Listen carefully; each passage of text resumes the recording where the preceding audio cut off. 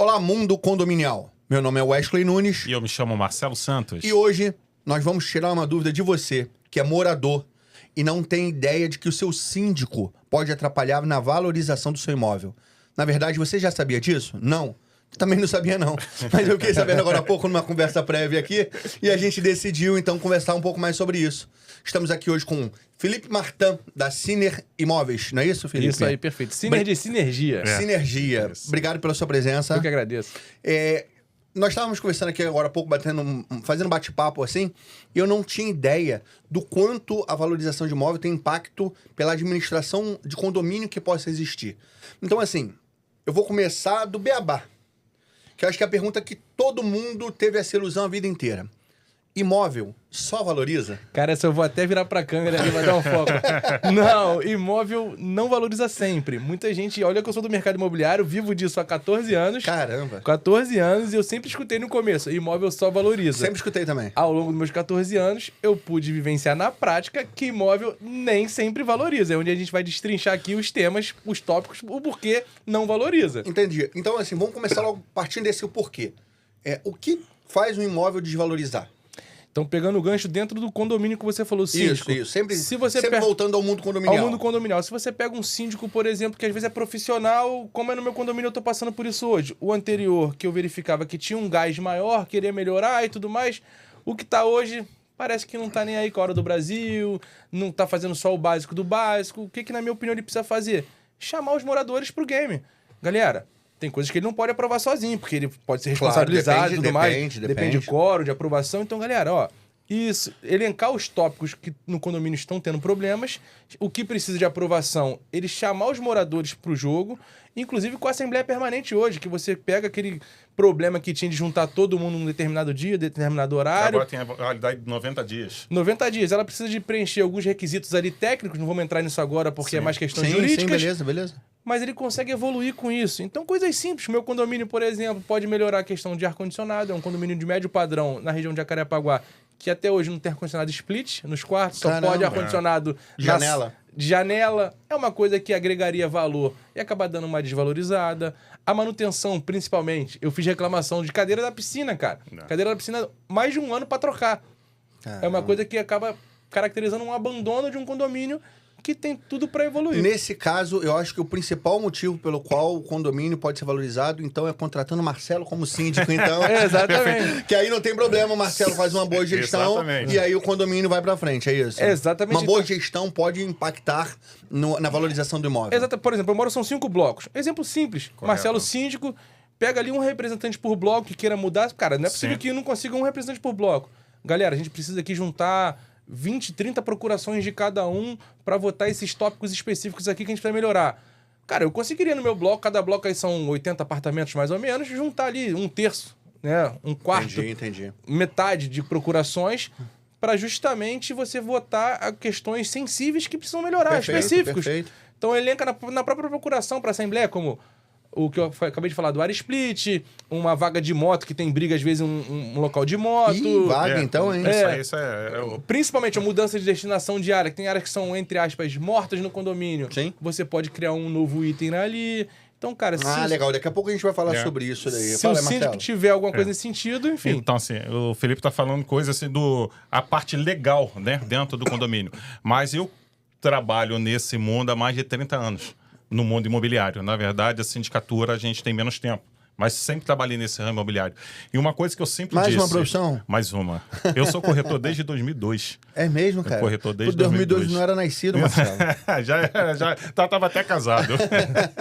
Então, eu sempre falo o seguinte, a primeira impressão é o que fica quando a pessoa entra dentro do condomínio. Se a pessoa já entrou no condomínio, viu que o condomínio está sendo bem cuidado, que o valor da cota condominial é baixo, né? Vou dar até exemplo de um condomínio nosso, né? Não só na parte financeira e também na parte visual, até mesmo os moradores, os porteiros, os funcionários. Teve um condomínio nosso que a pessoa quis alugar nesse condomínio por causa do atendimento da menina que trabalhava lá, da porteira. Caramba, que legal. Porque gostou tanto, porque ele falou que tinha ido em outro condomínio, que foi muito maltratado, e quando ela foi num condomínio que era nosso, a menina tratou, a Rose, um abraço, Rose, foi tão bem tratado que ela falou assim, ó, aqui onde eu quero cuidar meu filho. Eu quero que meu filho esteja Amor morando à primeira aqui. vista. Exatamente. Então não é só Isso, a parte também de funcionários também favorece muito Mas o calma aí, condomínio. deixa eu entender melhor aqui. Uma pessoa foi comprar... Foi alugar o imóvel. Foi alugar, e aí foi atendido pela Rose. A Rose. A Rose é o quê? A Rose era a porteira, a zeladora do que legal, condomínio. cara. E ela foi tão bem tratada pela Rose que ela já tinha visto outro condomínio que até era mais barato, com a cota condominial mais baixo, mas por causa do atendimento Não estão da zeladora. casados e têm filhos não hoje em dia? Não, hoje não. Tá. Então, olha só, Felipe. Então, o que a gente notou com o discurso do Marcelo é que não é só também a gestão do condomínio em si, e sim a escolha dos profissionais que trabalham no condomínio, Perfeito. né? Porque Que isso também aí faz acabou parte de da gestão. mostrar... mas acabou de parte da mostrar gestão. agora que tem ali uma sinergia ali de atendimento, Sim. uma boa desenvoltura, e isso impacta diretamente no valor do imóvel também. E a questão até do síndico, para melhorar, ele precisa se posicionar muito em relação, tem que ser intransigente mesmo com a inadimplência.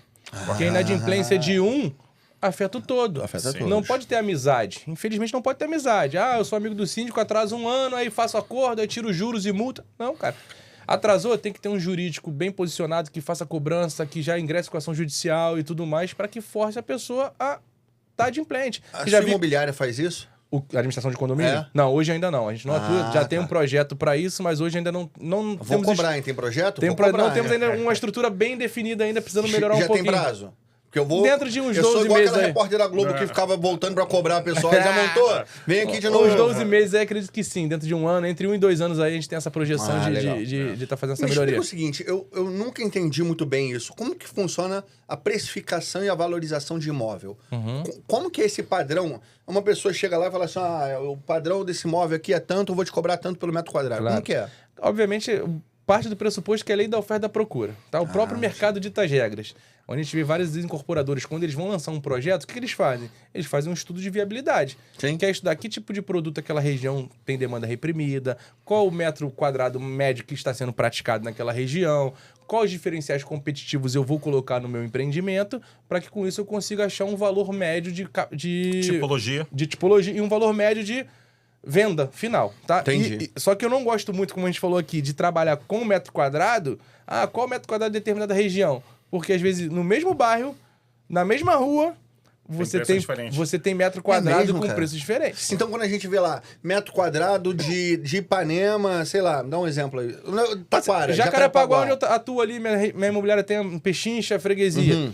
Então, vou dar um exemplo na minha rua mesmo, no condomínio que eu moro. É um condomínio relativamente novo, que tem 8 anos aí, com lazer completo, e você tem prédios com 40 anos que não tem lazer nenhum. Sim. Então, quando você for fazer a conta de metro quadrado dos dois, vai dar uma discrepância absurda. Mas esses que não tem nada, eles acabam sofrendo ali um impacto de uma subvalorização, justamente por estar numa localização ali, por exemplo. Ele não tem nada, mas ele está próximo de um, tem muita coisa, mas é na mesma região. Ele acaba tendo um pouco mais de valor de mercado por isso, por estar Acaba bem tendo localizado. a localização, sim, eu acho que é o principal fator. Isso aí acho que é uníssono quem trabalha no mercado imobiliário, que a localização é o principal fator de valorização de um imóvel, tá? Mas não é só isso. A idade do prédio, a conservação do prédio, se ele tem itens ou não de lazer, questões de segurança, que os novos prédios já vêm de fábrica, a questão de segurança. Exatamente. E às vezes, um apartamento, às vezes, dá de frente para uma comunidade. E o outro apartamento, de repente, tem outra visão. Então, de repente, aí, no Então, próprio dentro do mesmo condomínio, dependendo qual andar, se é primeiro andar, de repente, o primeiro andar é térreo, as pessoas passam, entram de um condomínio e acabam olhando para dentro dos apartamentos. E, de repente, um 12º andar tem outro preço. Então, assim, varia bastante. Um exemplo clássico, eu trabalhei numa incorporadora que nós lançamos um prédio em Vaz Lobo, que era colado literalmente com uma comunidade. Sim. Do terceiro andar para baixo era melhor do que do quarto andar para cima. Fora da área de tiro. Porque linha de tiro E, normalmente, na parte comercial, normalmente é diferente. é diferente. Então, assim, esses apartamentos do terceiro para baixo tinha vista para nada, tinha vista para um paredão. Mas era melhor ter vista para um paredão Do que vista pra ver uma bala perdida. E era bala perdida na comunidade mesmo. Já começava os barracos da comunidade colado Entendi. com o muro do condomínio. Colado com o muro do Colado condomínio. com o muro do condomínio. Caramba. Eu costumava até brincar, assim, fazer uma brincadeira aqui. O cara que quisesse comprar drogas ilícitas, ele comprava da janela dele. Jogava uma linhazinha, Jogava puxava de marimba e volta. puxava. Agora tem drone. Atendimento personalizado. Agora tem drone. Olha só, quando você fala dessa proximidade e tal, a gente costuma usar um termo muito pejorativo, mas que ele existe, que é a favelização das localidades. Perfeito. Né? E então, eu sempre escutei falar que imóveis que são construídos em locais que é difícil a favelização, por já os terrenos próximos, a região já ter sido muito construída e ter um padrão diferente, valoriza mais. É verdade isso? É verdade, exato. Pegar até falando isso agora sobre por que imóvel nem sempre valoriza. Foi o que você falou. Se a pessoa compra às vezes um imóvel, tá lindo, e cresce uma comunidade do lado ali sem o poder público atuar, esse imóvel vai desvalorizar, não tem jeito. Perdeu o poder econômico ao longo do tempo. Ou criou um hospital, um hospício, né? Um hospício que é muito barulhento. Vai perder valor de mercado por conta disso, tá? Mas deve ter facilidade de contratar síndico, pelo menos. É, tem um hospício ali tem do um lado. hospício do lado. Então, alguns fatores... Alô, síndico, desculpa a brincadeira. Alguns fatores podem sim desvalorizar um imóvel. Outros já podem valorizar. Vai criar uma estação de metrô próximo, vai criar uma estação VLT próximo. São questões que vão agregar valor ao imóvel. Então, aquela clássica, basicamente por isso que imóvel nem sempre valoriza. Entendi. Então, E a questão, a questão da favelização no Rio de Janeiro, principalmente, é um problema que nós estamos passando aí crônico, né? As pessoas estão fugindo cada vez mais de estar próximo de comunidade. Na verdade, eu ia fazer outra pergunta, mas antes disso, eu vou voltar naquele tema que você falou agora, de que imóvel nem sempre valoriza, que foi o que a gente começou. Sim. Quando a gente fala de desvalorizar, você está falando por motivos específicos de desvalorização ou porque ele pode desvalorizar por causa do mercado imobiliário também?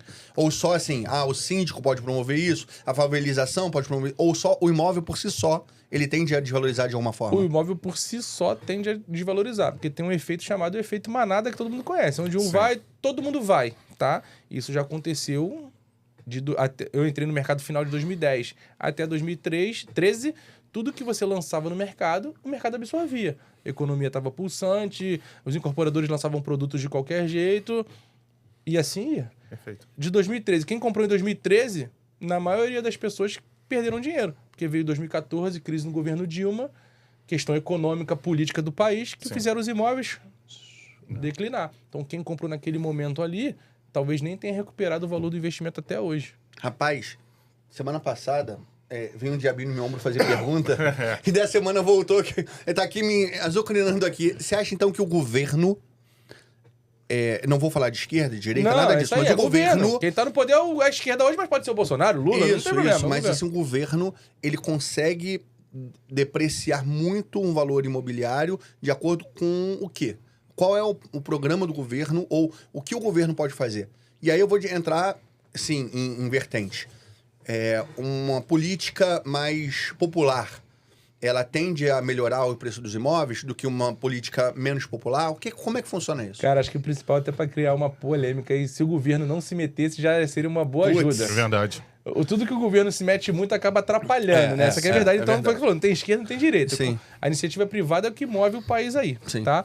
Mas em relação ao governo, a gente é muito suscetível a questões políticas no sentido de o governo agora está gastando muito. Sim. Os investidores já ficam com medo de comprar um imóvel. Às vezes, aquele consumidor final que tem um dinheiro guardado fala assim, cara, eu não sei que rumo que o país vai tomar. Eu não vou imobilizar meu capital aqui no imóvel, porque o imóvel não é um produto líquido. Você não consegue lá sacar o dinheiro do imóvel. Ele tá ali, valorizando, desvalorizando a todo tempo. É igual uma bolsa de valores. Sim. Só que o consumidor final, ele não consegue ver essa métrica. Ele acha que é 200 mil, mas não. Hoje é 200, amanhã é 201, 205. Ele tem essa oscilação. Então, o governo hoje ele tem que gastar menos, tá? E promover o crédito fácil. Como ele promove o crédito fácil? Cara, não precisa dar subsídio nem nada, não. Ele precisa cortar na carne. Gastando menos, volta investimento estrangeiro, o próprio investimento vai ter mercado para que o mercado... Vai ter dinheiro, em caixa, para que o próprio mercado se retroalimente ali. Então, hoje a gente está passando um cenário de juros altos. Juros altos significa o quê? Imóveis mais baratos, tá? E o preço acaba ficando equacionado, porque com juros altos, menos poder de compra as pessoas têm, porque o brasileiro não tem aquele hábito de guardar dinheiro. Sim. Nós não somos um país que guarda. Então a gente passa por esse cenário. Então agora não é um momento de vender ou comprar. Ou na verdade, na minha opinião, é o momento que está mais favorável para quem está comprando do que para quem está vendendo. Sim. Porque você legal. tem juros maiores, o potencial de compra acaba diminuindo. Então a pessoa que comprar agora, quando os juros baixarem, que tende a baixar historicamente, a gente não fica com juros imobiliários a 11%, 12% ao ano, esse valor do imóvel vai ter uma valorização. Beleza, falei. O Felipe está falando em âmbito federal, né? Mas também o âmbito municipal e estadual também acaba desvalorizando o imóvel. É mesmo? Exemplo, o ITBI até um tempo atrás, que é um imposto municipal, era 2%, aumentou para 3%. Então, automaticamente encareceu o valor final. A parte de segurança, que já é o governo estadual, Quando a gente pega condomínios que não tem tanta segurança, automaticamente o valor do imóvel cai.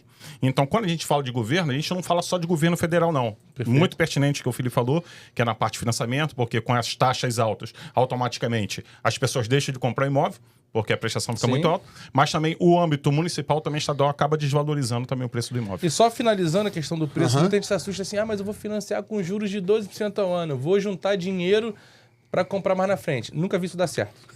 Nunca vi isso dar certo. Junta dinheiro, juros baixos, imóvel aumenta mais do que a pessoa juntou dinheiro. O que ela pode fazer hoje, acabou que a gente nem alinhou isso, é a questão da portabilidade financeira. Sim. Então, a portabilidade financeira é como se fosse, eu faço uma analogia com a portabilidade do telefonia celular. Hoje os bancos, eles compram o financiamento um do outro. Então, você fechou hoje com juros de 12% ao ano, tá? E daqui a 2 anos, os juros baixou para 9%, 8%, 10%. Isso no longo prazo faz uma diferença muita coisa absurda. Teria que até fazer uma simulação aqui para poder o pessoal ver. Você chega com o seu gerente e fala assim, ó, eu quero renegociar minha tarifa aqui, tá 12, quero bater em 10. Provavelmente não vai conseguir, porque os gerentes não fazem isso. Sim. Ele pega aquela dívida que ele tem, tá devendo 200 mil ainda para outro banco. Tá devendo 200 mil ainda para a Caixa Econômica, por exemplo, e com a prestação de 2 mil. Ele pega essa dívida, leva para o Bradesco, a prestação dele vai cair de 2 mil para 1.800, 1.700, dependendo dos juros. E os bancos brigam para fazer isso hoje. E o custo, cara, é relativamente barato. Gosto de uma averbação, não é isso? Averbação barato, que na maioria das vezes os próprios bancos pagam para o cliente. Deixa eu só fazer uma pergunta aqui. Nesse caso que você está falando, a sua empresa, ela dá uma consultoria para a pessoa que precisar fazer alguma coisa? Eu já até falo hoje para os clientes fazerem isso. Cara, isso aí nem é verdade, nem para o cliente não precisa nem pagar, cara. Assim, nem faz Você dá orientação, pelo menos. É uma orientação, comercializou, fez uma compra hoje com a gente. Eu já deixo isso avisado. Cara, fica acompanhando os juros, porque quando os juros baixar, é negociação do cliente com o banco direto. Então, assim, não faz sentido ele pagar uma intermediação para isso. Ele vai me pagar uma intermediação de transação, seja imobiliária, uma assessoria jurídica, em outros aspectos. Entendi. Como uma intermediação financeira, não faz sentido ele ter um... Além da portabilidade que o Felipe está falando, às vezes a pessoa fecha, né, com um contrato de 30 anos e com a taxa de juros de 1% ao mês, 12% ao ano. Às vezes a pessoa tem um fundo de garantia, que tem 3% ao ano de atualização. Entendi. De repente, passando 2, 3 anos, a pessoa juntou esse dinheiro no fundo de garantia, vai lá, amortiza o saldo devedor. Ou então tenta fazer o pagamento, fechou um ano, tenta amortizar sempre algo lá atrás. Por que eu estou te falando isso? Eu tinha um financiamento que faltava 26 anos, eu dei 50 mil reais e amortizei 16 anos. Caramba. Eu mantive o mesmo valor da parcela e com 50 mil reais eu consegui trazer para 10 anos, mantendo o mesmo valor da parcela. Isso, muitas das vezes, a própria Caixa Econômica, o agente financeiro não fala sobre isso, mas é muito importante. Já tem dados do mercado imobiliário, depois a própria Caixa fornece esses dados, que a maioria dos financiamentos imobiliários são quitados entre 7 e 10 anos. Caramba, muito rápido. Então a pessoa fala, vou financiar um imóvel em 30 anos, vou pagar o aluguel, vou pagar 3 imóveis.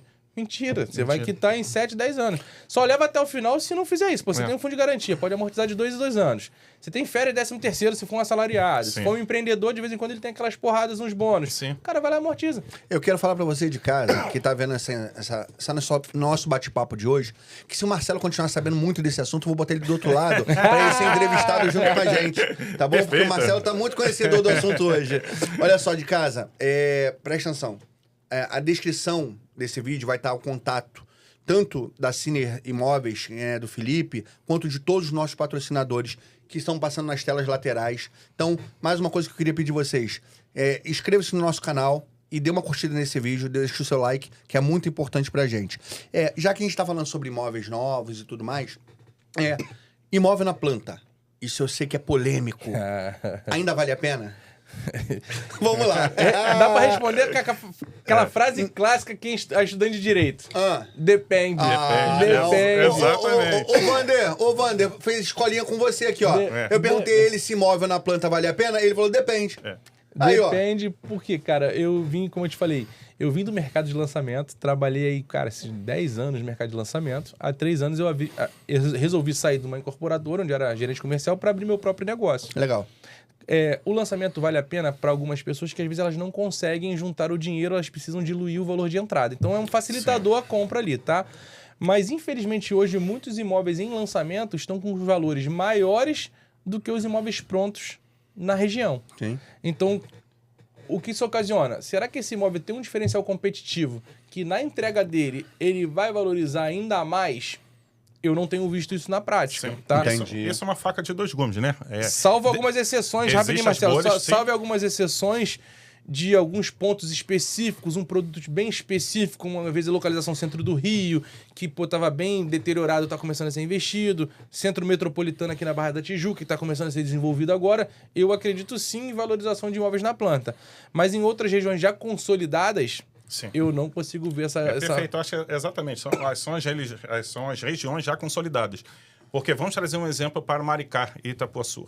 Tá? Há 3 anos atrás, um terreno custava 50 mil reais. Hoje, só o terreno já custa 140. Quem comprou isso parcelado há 2 anos atrás, na planta, hoje um imóvel que custava 200 mil já está avaliado em 450 mil reais. Entendi. Então, assim, isso, a parte, por isso que foi a sua palavra depende, exatamente isso. Depende de região. Onde já tem Barra, Recreio, que já tem muitas unidades, criou-se aquela bolha, automaticamente hoje não sei se vale a pena comprar na planta. Entendi. Mas ainda depende da região para que a gente possa comprar. Olha que polêmico. O Marcelo acabou de dizer pra você de casa que comprar imóvel na Barra da Tijuca, na planta hoje, não tá valendo a pena.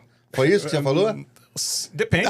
Depende, eu falo bem quando Felipe. Depende da rua, depende do da rua, projeto. Então, exatamente. tiveram alguns projetos... Pode falar nome de construtora aqui, Pode, não tem pode, problema sem não. Porque problema. a construtora Patrimar, que é uma construtora de Minas, ela trouxe projetos inovadores, tá? Na Barra ali lançou o Golf, Oceana Golf, Atlântico Golf, que foram projetos que não tinham numa determinada região, que é onde tinha o Reserva Golf, o Reserva Uno, da construtora Cirela.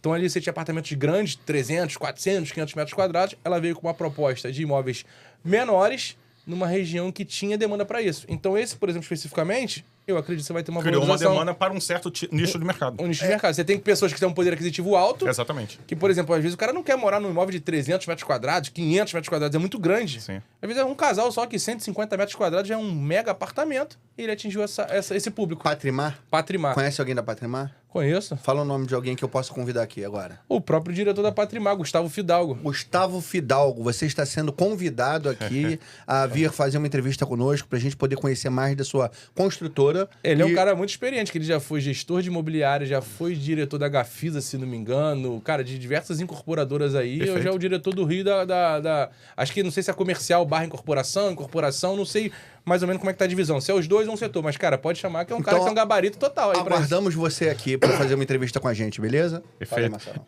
E agora, a gente está falando de apartamentos menores, está sendo um novo nicho do mercado, que são os estúdios, né? Que são normalmente o pessoal utiliza para o Airbnb. O que você acha desses novos tipos de propriedades agora? Eu vou sair daqui preso, cara. Eu achei polêmico, eu vou querer me linchar lá. Rapaz, antes de você falar, a minha prima, minha prima de sangue mesmo, ela comprou um estúdio em São Paulo na época. Se eu não me engano, cara, eu não me recordo exatamente, mas isso deve ter uns 5 anos, até mais, 7 anos. Cara, ela pagou 400 mil no estúdio em São Paulo. Ali porque era do lado do shopping.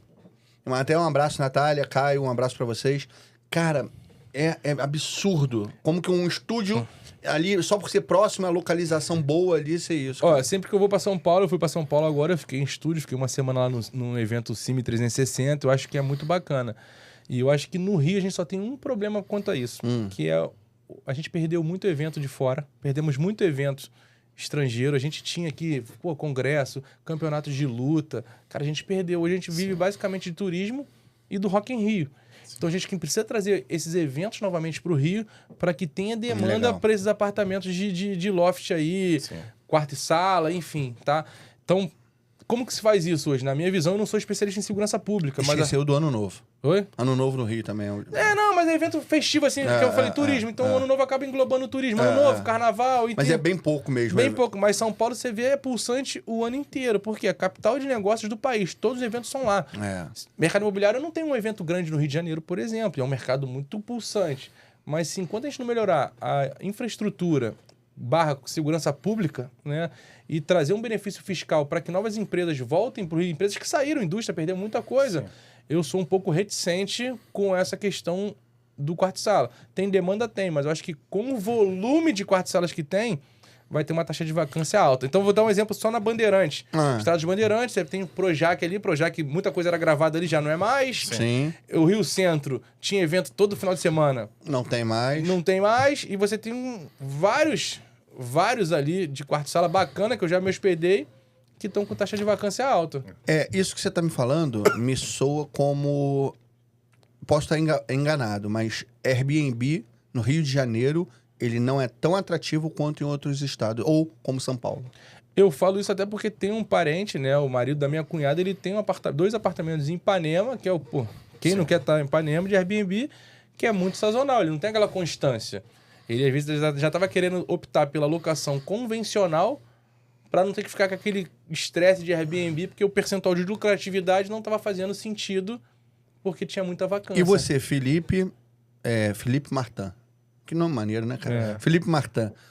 Você acha que o Airbnb no Rio de Janeiro hoje vale a pena? Pode ser uma resposta objetiva. Não, eu acho que vale, mas de em pontos específicos, tá? Entendi. Em pontos específicos, talvez Porque não... é muito sazonal o que você tá falando. Muito Mesmo assim, ainda vale a pena? Então, em pontos específicos, mas eu tenho medo de ter agora comercialização de muitos apartamentos nesse direcionamento agora sendo lançado. O centro do Rio tá tendo vários. E eu acho que não vai ter um volume de gente vindo pro Rio para dar ocupação para essa demanda. Eu acho que vale financeiramente. Não sou um especialista em Airbnb, não manjo muito bem. Trouxemos aqui o Pedro Barbosa, que ele falou, e ele deu uma resposta assim meio ambígua assim. Ele falou assim, ó, vale, hoje ele tem uma postura um pouco contra o Airbnb, porque ele acredita que precisa ter mais leis regulamentatórias para poder pautar o Airbnb, que não tem no Brasil, mas que ele mesmo tem um apartamento de Airbnb. Então, assim, é um pouco uma demonstração de que precisa de mais regulamentação, precisa de mais doutrina para poder ter no Brasil, porque o Brasil é uma bagunça em relação hoje a o isso, STJ já decidiu que se o condomínio não quiser que tenha Airbnb, se votar, não poderá ter Airbnb.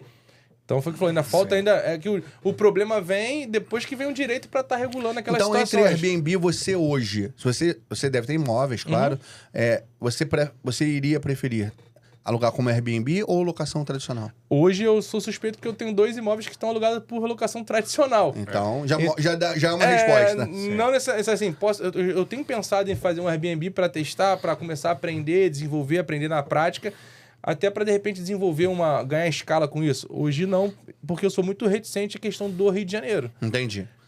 Eu queria voltar no assunto de condomínio, porque a gente falou um pouco de síndico e tal, mas a gente não deu a visão do morador.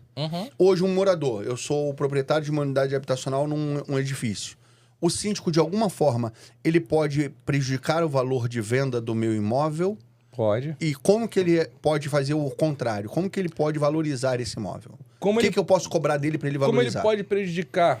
Cara, a questão financeira acho que talvez seja a principal. Uma má gestão dos recursos, de estruturação de gestão de pessoas. Às vezes você só precisa ter 10 funcionários, aí o cara bota 15. Aí você tem um gasto maior, funcionário ocioso. Com isso, o custo de condomínio aumenta. Custo de condomínio alto é um fator, cara, se não um dos principais que fazem desvalorizar um patrimônio. Então, às vezes, você pega 2 prédios parecidos, um do lado do outro ali, não tem diferença nenhuma.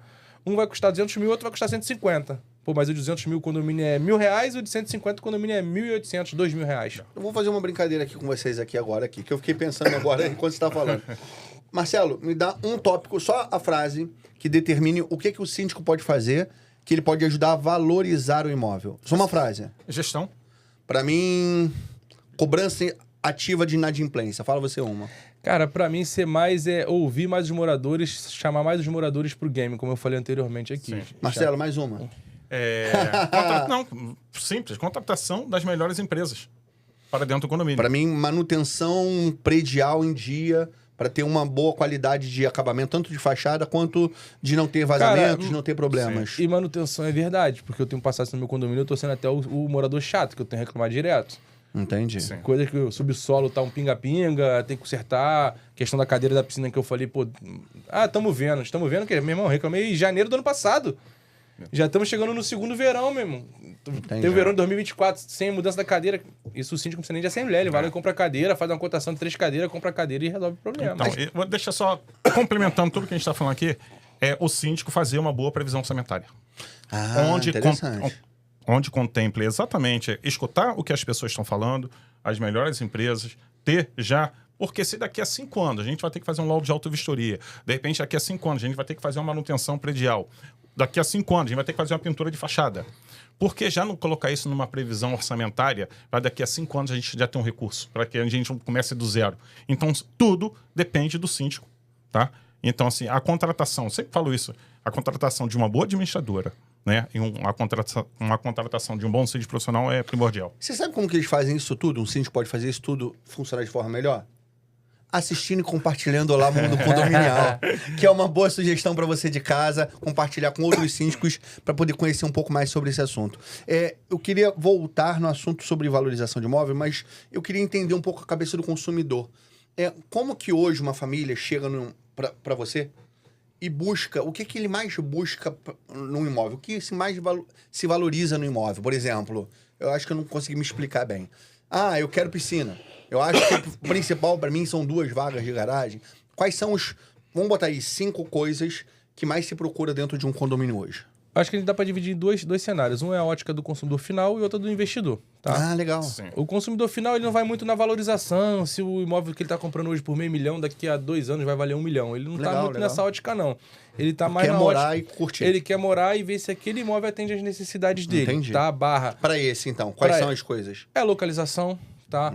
Questão financeira condominial influencia muito. Mesmo em questões de altíssimo padrão, eu já não sei, mas talvez influencie, mas de médio padrão, imóveis aí até 2, 3 milhões de reais, influencia muito a questão condominial. Valor de taxa condominial, né? Taxa condominial. E o que eu vejo na prática, às vezes excesso de lazer não é bom, porque fica muito lazer ocioso, sem utilização.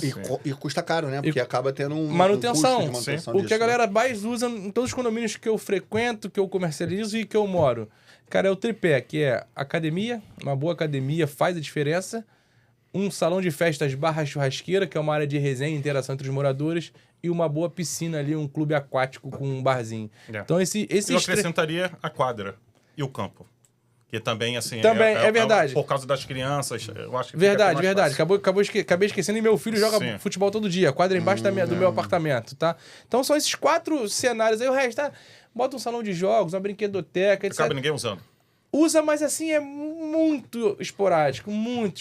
Então, lá, por exemplo, tem home office, igual o Mercado 24 horas. É bom, atende, mas é mais do mesmo. Sim. Todos têm agora. Então, já que ninguém falou de mercadinho até agora, que você falou, o Fernando lá fora ficou brincando comigo, mostrando quadra de tênis, que eu gosto de tênis e ninguém falou quadra de tênis, mas... Não, mas quando eu falo quadra, na verdade é quadra. Não, mas eu queria minha quadra de saibro ali, porque bem quadra de tênis, vamos ser sinceros, não é a grande massa que utiliza, já é um esporte mais elitizado. Ponto, isso é indiscutível. Pode ter pessoas de baixa, mas onde você vai ter? Barra da Tijuca, aqui no Rio, Recreio dos Bandeirantes. Produtos que você tem 2 milhões para cima. Abaixo disso, ninguém joga tênis. Não desmerecendo, não, mas é porque é questão cultural mesmo. Não, tudo bem, eu aceito. A gente sabe que você é rico de berço, fica tranquilo. Meu Deus. Pessoal de casa, eu tô tão longe disso. Eu não sou nem de berço, nem de cama. Bom, eu não conheço ninguém, minha história é vir de família humilde e tal, não conheço nenhum tenista. Se você conhece algum... Tá vendo? O único tenista que eu conheço. Tenista de berço. Vamos lá, mercadinho. Existem coisas que dão uma falsa ilusão de valorização de imóvel, né? O mercadinho é uma dessas ou não? É legal? Foi o que a gente falou, acho que assim, excesso de lazer, o mercadinho, ele vai até agregar um valor ali, tal, um facilitador, né? Ajudar numa comercialização, mas eu não acredito numa valorização. O imóvel não vai sair de 300 mil para 350 mil porque botou um mercadinho. Tem mais alguma coisa que você o mercadinho, na verdade, não entra como valorização, mas ele serve como diminuição da cota condominial por causa do cashback. Porque você pode utilizar aquele retorno, que normalmente o mercadinho tem uma taxa de retorno de 4%, 5%. Aquilo ali você acaba revertendo para você trazer, de repente, um professor de judô, alguma coisa assim, que não vai vai onerar o condomínio. Então, não onerando o condomínio, automaticamente você... Eu nem sabia dessa, já vou cobrar um síndico já para ver se tem cashback lá. Então, na verdade, quando se instala... Vamos trazer alguém do mercado para falar isso. Mas já que você é tão conhecedor assim também de mercadinho, você é dono de mercado também? Não. Só curiosidade, né? Mas vamos lá, já que mercadinho traz um benefício de um retorno de cashback de acordo com o que for vendido. Sim. Então, por exemplo, vendeu-se X, tem um Y de retorno ali, aquele retorno vai para o caixa do condomínio. Vai para a caixa do condomínio, que normalmente também é votado em assembleia. Não só o retorno da energia, que é colocado normalmente em um relógio separado. Para o mercadinho. E também a parte também de cashback, de acordo com a venda. Tinha um condomínio nosso que o rapaz vendia quase 40 mil reais por mês e trazia quase 2 mil reais todo mês para o condomínio. Legal, o que acontecia? A gente contratou uma pessoa para fazer aula da piscina de hidroginástica e também judô. Que legal. E com aquele dinheiro. Então, Entendi. assim, não foi Tem um mais custo. alguma coisa que vocês enxergam, os dois, né? Sim. Que vocês enxergam que tem a falsa sensação de valorização do condomínio, mas na verdade não causa? Cara, eu acho que vou te falar uma que talvez nem seja um senso comum, vaga de visitante.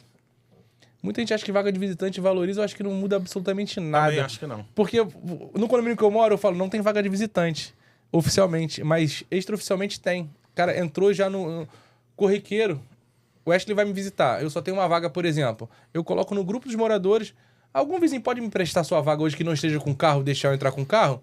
Cara, isso funciona perfeitamente. Virou um acordo de cavalheiros, sim. Não foi combinado em assembleia, não foi legal. definido em nada. Então, Boa vontade mesmo, né? boa vontade dos vizinhos, cara, que não muda absolutamente nada, acho que é vaga de visitante. Vaga de visitante, mas aí é o olhar do síndico. Se você termina com as vagas de visitante, de repente você tem 2 carros. Se você transformar aquela área de visitante para locação para os próprios moradores, colocar o segundo carro, ele automaticamente traz mais recursos para o condomínio. Então, eu trocaria E venderia a vaga. E venderia a vaga para os próprios moradores. Com isso, Fazer um entraria- aluguel mensal ali da vaga ali, 200, 300 reais ali. Exatamente. E com isso você Tem um conseguiria condomínio- mais retorno para dentro do condomínio. Nem tinha pensado nisso. Tem um condomínio lá perto de casa que tem 30 vagas de visitante, mais ou menos. Isso geraria uma renda 9, legal pro 10 mil condomínio. reais Hoje, aí. normalmente, dificilmente hoje a pessoa tem um carro só. Normalmente, o marido e a esposa tem Sim. uma vaga. E normalmente você só tem uma vaga quando tem. Né? Imagina se você consegue alugar dentro do próprio condomínio uma segunda vaga. Mais de uma vaga por morador é uma coisa muito procurada? Isso faz diferença, isso valoriza sim o imóvel, tá? Porque, Muita como, coisa. como ele falou agora, às vezes, financeiramente falando, nem vale a pena você pagar mais caro pela segunda vaga, tá? Então, vou fazer uma conta aqui simples. Uma vaga, às vezes, custa 50 mil reais a mais num apartamento, tá? Em Jacarepaguá. Se eu pegar 50 mil reais e deixar ele guardado, na poupança, quanto que ele me rende? 250 reais aí, fazer uma conta aqui rápido, fácil? É o que ele vai pagar o aluguel de uma vaga de garagem. Sim. Então, é melhor ele deixar o dinheiro dele guardado, lá tem um rendimento, Sim. pega só o rendimento e aplica e aluga a vaga. Mas o brasileiro, ele gosta daquela sensação assim, a vaga é minha, eu tô Sim. comprando a vaga, ninguém vai entrar na minha vaga, eu não quero ter dor de cabeça de ter que alugar, hoje o cara aluga minha vaga, amanhã ele não quer mais, eu tenho que procurar outra vaga, então paga-se mais caro por isso. Entendi. Então, vaga de garagem valoriza sim. Eu quero fazer uma pergunta sobre cobertura de imóveis. Você concorda com a questão de fracionamento e cota ideal de cobertura de imóveis? Tu nem sabe que eu moro em cobertura, né? Tu mora em cobertura? Moro, né? Eu sou suspeito pra falar sobre isso. Então vamos pessoal de casa, cancela essa pergunta. Cota aí. Não, assim, cara, porque a cota, falando que paga a cota condominial é maior, né? Aí sempre entra aquela discussão. Mas eu só tenho... O cara que tem o 2 quartos, apartamento de 2 quartos, ele às vezes tem a mesma quantidade de morador que eu tenho no meu. Ele usa o elevador, a mesma quantidade que eu uso e tudo mais, eu acabo pagando mais caro que isso. Cara, isso é uma discussão que não vai ter fim nunca. Sim. O Código Civil hoje você pode cobrar pela fração ideal, que é o padrão que a galera cobra Sim. pela fração ideal, mas pode cobrar pelo número de quartos, ou pode distribuir igualitariamente. Se fosse um nível, acho que na opinião de justiça, acho que dividir por igual seria o mais correto. Mas como é que você muda uma cultura que já está enraizado, que é pela fração ideal? Entendeu? Eu pago mais caro, cara. Eu pago... O meu condomínio dá o dobro do que um apartamento de 2 quartos. Literalmente o dobro do que um apartamento de 2 quartos. Né? Mas eu já fui pra lá sabendo a regra do jogo. O problema é as pessoas que querem mudar. Eu não acho justo. Mas você não foi na regra do jogo? Você não já sabia que era assim? Você já não adquiriu o imóvel ou alugou o imóvel sabendo que era assim? Então a gente está falando sobre valorização. Acho que tem 2 itens também que eu acho que valoriza muito dentro do condomínio, exatamente a energia solar. Hoje em dia é uma realidade que está Porque, mudando bastante. Né? A gente pega o condomínio que tem conta mensal 10 mil, 15, 20, 30 mil reais. Pô, se a gente consegue se o condomínio já tem essa parte de energia solar, se você joga esse valor para 2, 3 mil reais, abaixa a cota condominial, reduzindo a cota condominial, valorização do imóvel. Então, na verdade, você está me falando não a placa solar e energia solar, mas a gente está chegando à conclusão que tudo aquilo que a gente pode fazer com que gere custo não, que gere lucro ao condomínio, diminuindo lucro não, a taxa porque condominial. o condomínio pode ter lucro, na verdade, redução. Que gere lucro ao caixa do condomínio. Sim. E isso ali diminua o custo mensal dos moradores. Sim. É uma forma de valorizar o Não imóvel. tenha dúvida Então a disso. gente está falando sobre locação de antena no teto de Sim. imóvel, locação às vezes de fachada para outdoor, tudo isso então é uma forma de valorização. Correto. E ainda tem outra coisa que a gente vai falar também, que é a parte de energia, a parte, agora tá carro elétrico, né? A gente está colocando muito isso dentro dos condomínios. Apesar que, se você fala sobre valorização, eu não sei se isso tem um impacto muito grande no apartamento. Mas quando você coloca que você tem a parte de energia elétrica dentro do condomínio, não sabia disso. Ele já entra para o Google. Então, quando você vai anunciar o teu apartamento, já aparece que aquele condomínio existe, essa parte de energia elétrica. Então, assim, acaba trazendo... Automotiva, né? Automotiva. Carregamento automotivo. Cara, Então. quer ver uma parte que valoriza que eu nem pensei que agora que é impressionante, na prática não faz diferença nenhuma? Um design de fachada. Olha. É verdade. Cara, isso é impressionante. Você às vezes tem um prédio antigo, que o apartamento é sensacional, mas aquela fachada antiga, velha, não é bonita. Fazer um retrofit, né? O cliente, o consumidor final, ele já chega muito mais propenso a fechar negócio pela fachada. Cara, a fachada, uma fachada bem trabalhada, isso valoriza o imóvel. Então tem prédios antigos que estão mudando, inclusive, sua fachada. Sim. Troca o guarda-corpo de grade, bota o guarda-corpo em vidro, com Aí entra alumínio. aquela palavra que a primeira coisa que eu falei. A primeira impressão é que fica. Achei que você ia falar a primeira palavra que eu pensei. W Foster. Não, não é para mudança, não. Na verdade, assim, você entrou no condomínio, teve um impacto, isso já é o primeiro Não, passo. eu vou te falar que, assim, eu faço muita obra de fachada, né? E fachada realmente é uma coisa que impacta muito o condomínio. Dificilmente não se propõe uma obra de fachada numa assembleia e as pessoas não ficam empolgadas com aquilo. Não, isso valoriza. Às vezes você tem... Então eu vejo isso na prática. Você pode ter, às vezes, dois prédios parecidos, um do lado do outro. O que tiver a fachada... Às vezes tem... Por exemplo, na minha rua, eu moro na rua Retiro dos Artistas, você tem prédios bons na rua, tá? Foi uma rua relativamente com prédios bacanas. Sim. Mas os que têm a fachada mais bonita são os que têm mais liquidez e maior número de comercialização do que os que têm a fachada menos bonita.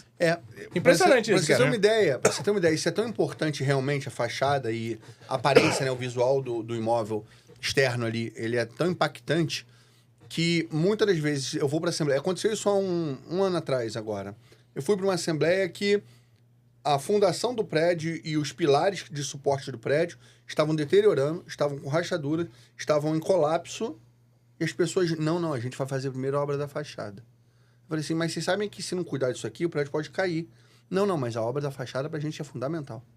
Então as pessoas botam em xeque, inclusive, a segurança por uma obra estética, mas já é uma obra que impacta no visual deles. O ser humano é visual. Mundo. Pegando aqui, ó, lá Mundo Condominial. Se você tem uma arte aqui ruim, que tivesse só grafia, ó, lá Mundo Condominial, já não impactaria a tua audiência. Ele precisa ver uma marca bacana, bem elaborada. Perfeito, exatamente. Você trabalha com imóveis também populares? Eu, especificamente, como profissional diretamente, não, tá? Mas a minha empresa, sim. A Ciner tem um braço lá que atua no segmento econômico. Entendi. Tá? Nesse caso, como hoje funciona... Até vou tentar tirar uma dúvida mais arcaica, mas como funciona a questão de compra, benefício, subsídio? Como é que funciona isso hoje para a Caixa? Cara, hoje o subsídio praticamente é zero. Né? Praticamente. Por quê? Quanto menor a renda, maior o subsídio.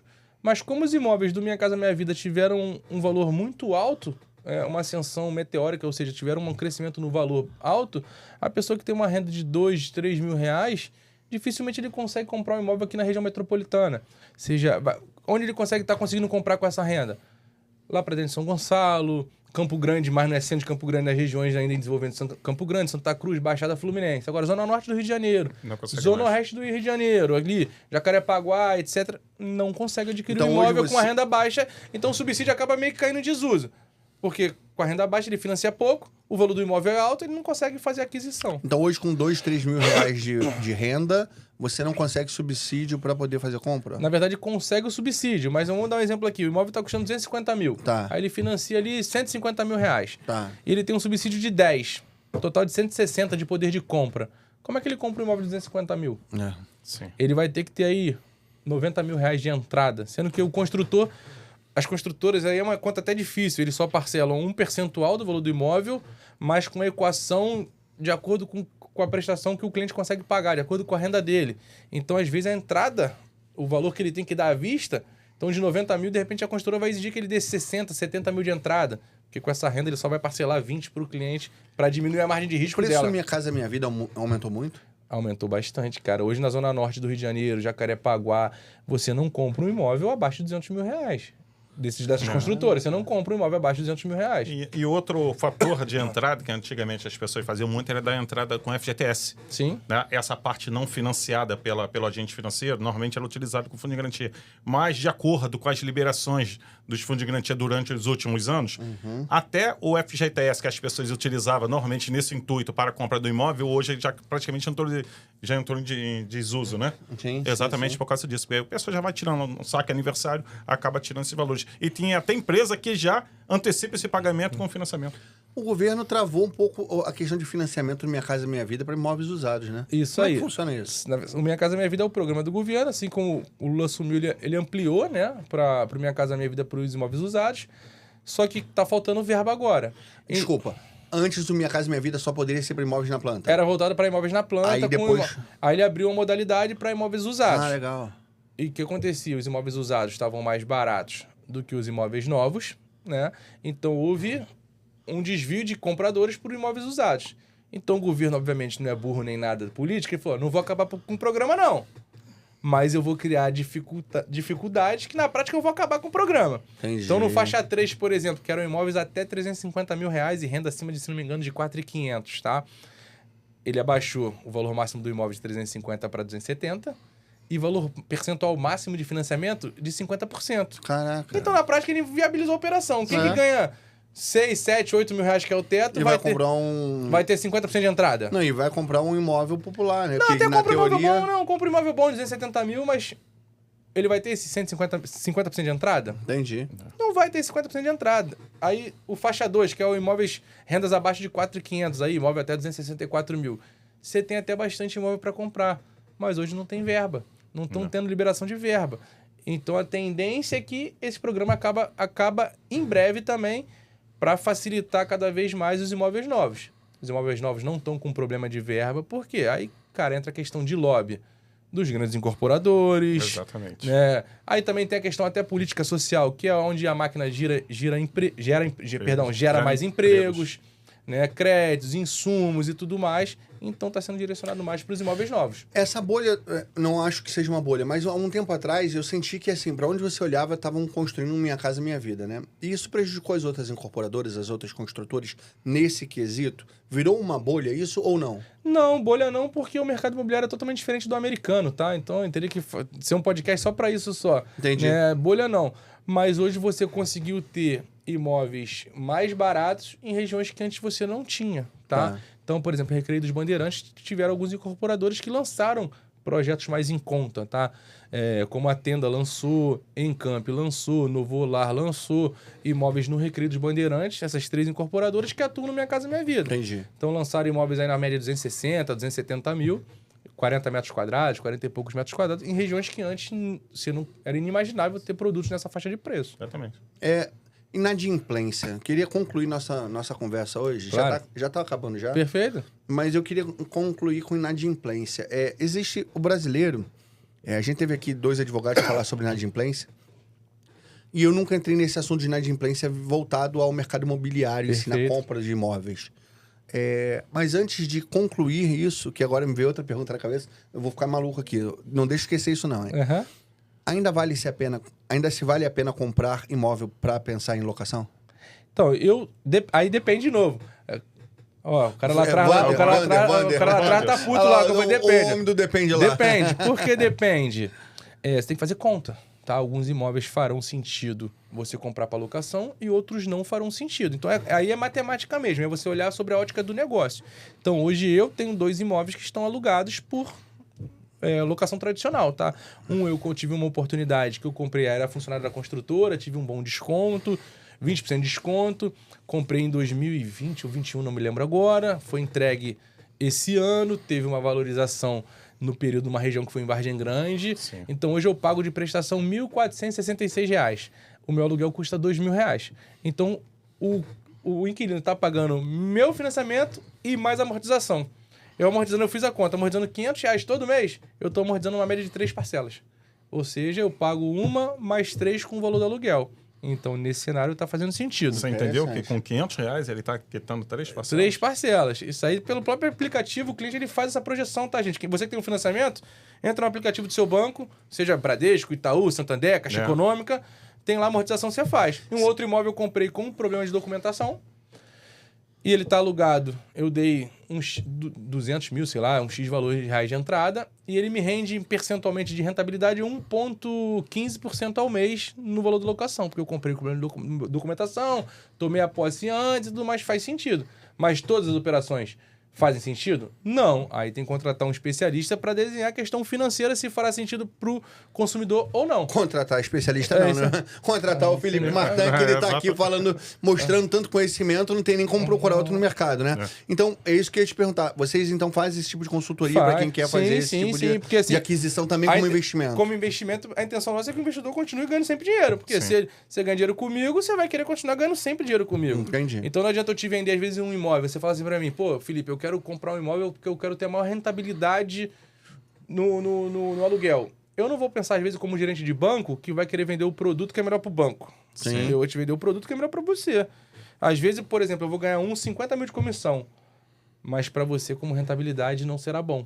Então, é melhor eu te indicar um que eu ganhe 25 de comissão. Mas você venda 4, 5 desse e o cara te deu uma comissão de 100. Exatamente, e vai aumentando a rentabilidade. Você já me indica o Marcelo, que já me indica o Vandes, que já me indica o Fernando lá do outro lado, e assim vai. Então, para concluir, eu queria falar em inadimplência. Eu vou dar um exemplo prático. Eu conheço uma pessoa que comprou um Minha Casa Minha Vida e ele se separou e ele não teve condição de manter o pagamento da parcela que ele queria manter. Perfeito. Ele está em risco de perder imóvel e tem outras coisas. Aconteceu de a construtora tá cobrando ele, o condomínio tá cobrando ele nunca pegou a chave do imóvel e ele não sabe o que fazer. Me conta um pouco sobre isso. Inadimplência no Minha Casa Minha Vida. Como é que funciona? Esse eu vou virar até pra câmera. Opa! Pra câmera ali, pra galera prestar atenção. Daqui pra lá, ó. Tá. Qual a segunda? Essa daqui da esquerda? Da esquerda? Isso, da sua esquerda. Ó, presta atenção. Vou dar um exemplo. Quase que tô gaguejando aqui. Exemplo foi, exemplo prático, tá? Comprou um imóvel da construtora, né, no Minha Casa Minha Vida aí hoje, tá? Ele já assina a compra e venda com o banco hoje, esse imóvel já leva registro hoje, mesmo que ele nem começou a construção. Então, daqui a 3 anos, esse imóvel será entregue. Porém, o cliente ele vai pagando taxa de obra, né, que é os juros do financiamento para a construtora, e às vezes ele faz um parcelamento da entrada com a construtora. Sim. Então, nesse exemplo que eu dei aqui, são... Foi o caso dele. 40 mil. Vamos botar que a construtora parcelou para ele 20%. Ele pagou ali 10 mil e chegou em 30 mil e não conseguiu mais pagar, ficou todo enrolado. O que as construtoras fazem? Não entrega as chaves, mas a Caixa não quer saber. Ela vai continuar te cobrando a prestação todos os meses. E o condomínio também, depois de pronto. E o condomínio todos os meses também. O condomínio já estará no nome do comprador final, tá? O imóvel está no nome dele e a construtora... O condomínio estava cobrando ele, a construtora cobrando e Caixa cobrando. E o que acontece? O cliente entra em desespero, a construtora não entrega as chaves, passa 1 mês, 2 meses, 3 meses, a Caixa notifica, primeira vez, notifica a segunda, e logo depois ela consolida a propriedade no seu nome. Ou seja, o cliente perdeu o imóvel. Esse imóvel... Perdeu tudo que ele pagou também. Perdeu tudo que ele pagou. Esse imóvel vai para leilão. Sim. E aí como é que fica?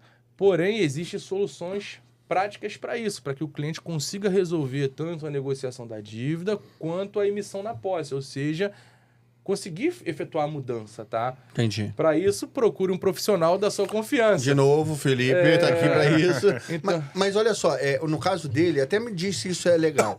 A construtora... Estava entrando com um processo contra ele porque ele não pagou. Perfeito. O condomínio está entrando com um processo contra ele porque ele não pagou a taxa condominial.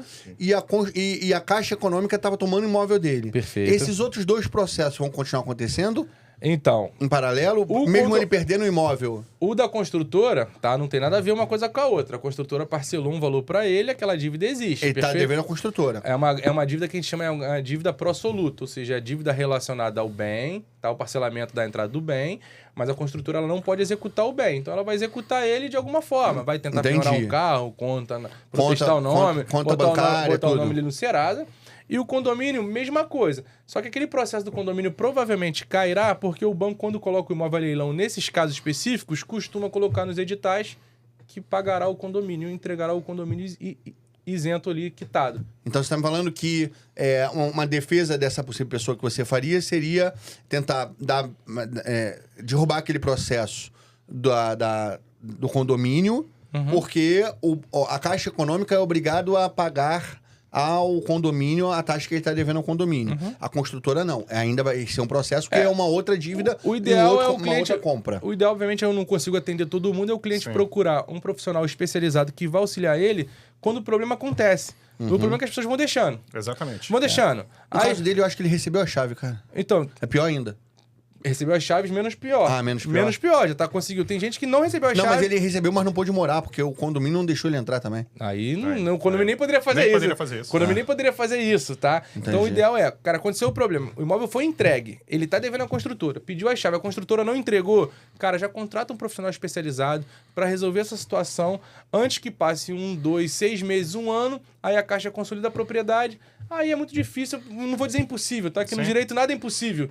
Mas ficaria inviável ele conseguir retomar o imóvel dele de volta, que a Caixa consolidou, seguiu os trâmites legais, colocou no leilão, etc. Enfim, então aconteceu esse problema, parcelou um percentual de entrada, a construtora travou as chaves, procura um profissional antes que... Porque a Caixa vai continuar cobrando a prestação, 1, 2, até consolidar a propriedade. Entendi, Então, e além disso que o Felipe está falando, que é a parte jurídica, também tem a parte de compra e venda.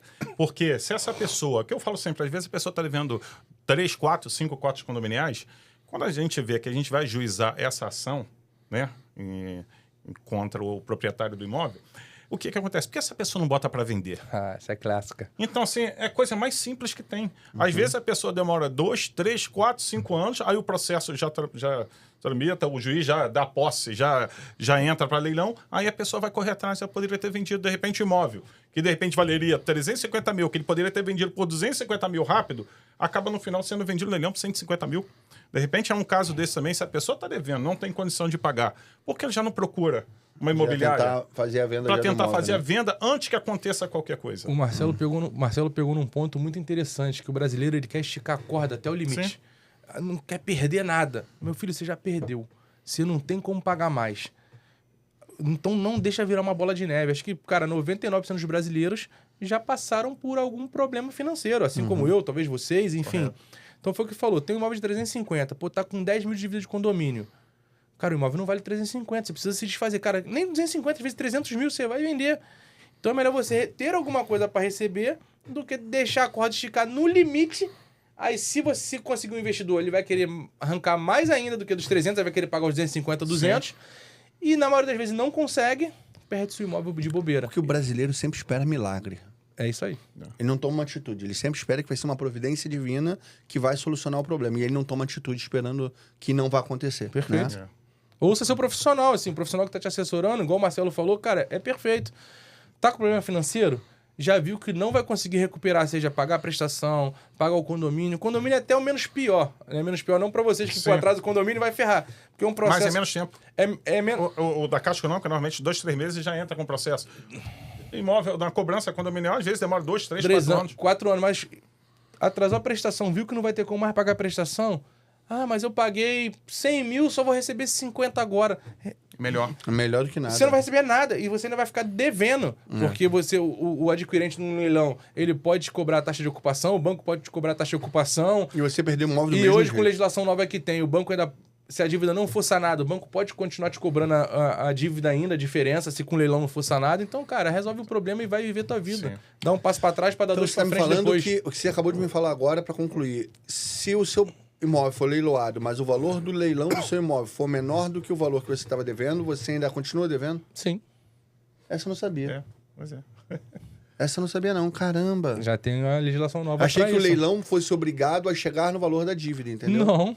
Se não chegar aquele valor... Porque o leilão é o automaticamente- seguinte, é que a gente tá falando muito do leilão extrajudicial aqui, né? Sim. Que é essa questão da dívida e tal, valorização, desvalorização, que é primeiro leilão, né? Primeira asta é do valor de avaliação, o segundo é do valor da dívida. Às vezes, na segunda praça, o extra tá mais caro do que o da avaliação, porque soma juros, Caramba. honorários, condomínio, etc. Mais caro. Aí o imóvel não é arrematado.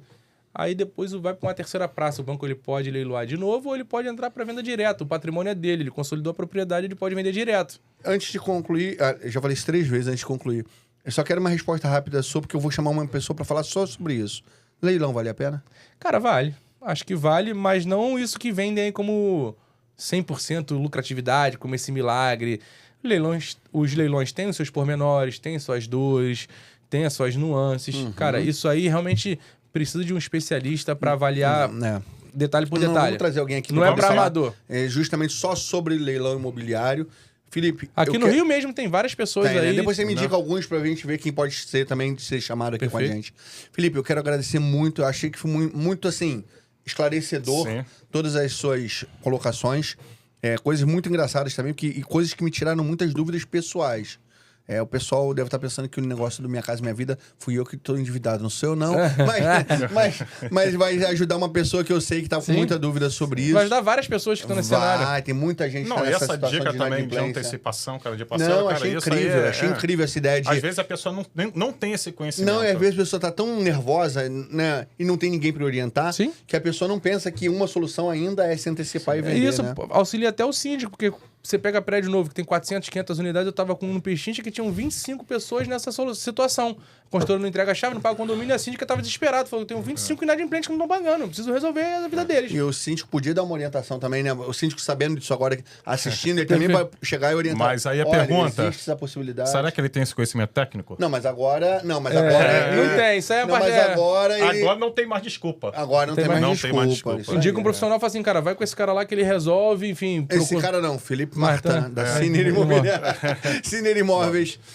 Felipe, mais uma vez, muito obrigado. Obrigado, Foi muito Felipe. legal Eu que a agradeço. sua presença aqui. Mais uma coisa, Marcelo? Não. Perfeito, não precisa Então, falar quero mais agradecer nada. você de casa. Lembrar dos nossos patrocinadores nas telas laterais. O Felipe e a Ciner Imóveis também é um patrocinador nosso, que está apostando no nosso projeto aqui Sim. com a gente aqui. Muito obrigado e tchau, Mundo Condominial. Um abraço. Tchau, tchau. Até a próxima.